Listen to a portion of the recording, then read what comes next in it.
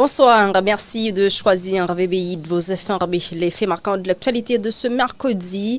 La circulation d'automobiles a été bloquée ce matin à Pétionville à l'aide de barricades érigées depuis la rue Lambert prolongée, plus précisément au bord de la station à Essence à proximité de l'église Sainte-Thérèse jusqu'à Juvena, mais aussi Canapé Vert. Les barrages ont été installés sur la chaussée par les riverains pour empêcher toute éventuelle attaque des gangs armés contre leur quartier. Et de fortes explosions ont été signalées dans la 3e circonscription de Pont-au-Prince, plus précisément dans l'environnement de Grain-Ravine, mais aussi de Village de Dieu, dans la matinée de ce mercredi 19 mars 2025. Selon les informations, il s'agirait de drones explosifs kamikazes lancés par la police, dont des fiefs de chefs de gang. Toujours dans l'actualité en Haïti, le ministère américain de la Justice a rendu public hier mardi 18 mars 2025 une plainte pénale déposée dans le district de Columbia contre Johnson André dit Iso, accusé d'avoir enlevé un citoyen américain en mars 2023, où la victime avait été détenue en captivité pendant 9 jours, battue et brûlée au plastique chaud.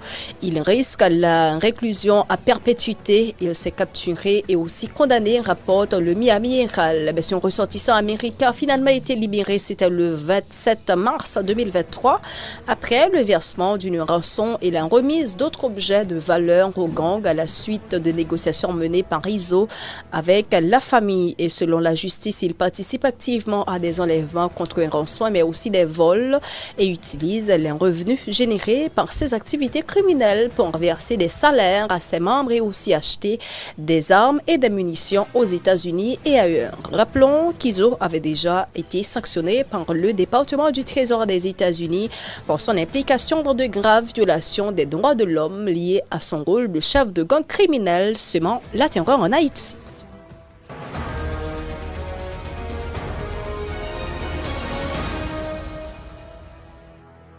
Il y a l'ex-curé de la paroisse Saint-Joseph de Troussable, le révérend Père Gérard d'Ormiville, qui est décédé hier après avoir laissé un héritage spirituel exceptionnel dans sa communauté. Plus d'un pleure le départ de cet homme considéré comme un éducateur, mais aussi un visionnaire des Gonaïves. Un vibrant hommage à la mémoire de ce leader charistique lui sera rendu dans les prochains jours.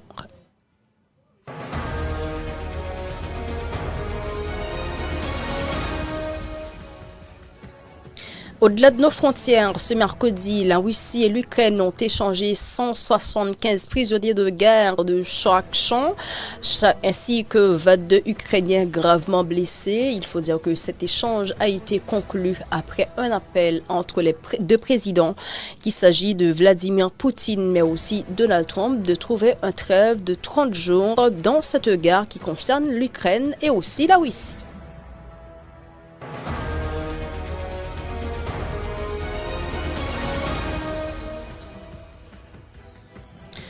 On reste toujours aux États-Unis. Depuis l'investiture de Donald Trump le 20 janvier 2025, il y a la commission de l'efficacité gouvernementale, DOGE, dirigée par Elon Musk, qui s'est engagé dans un vaste programme de réduction de dépenses et aussi de démantèlement des agences gouvernementales jugées inutiles.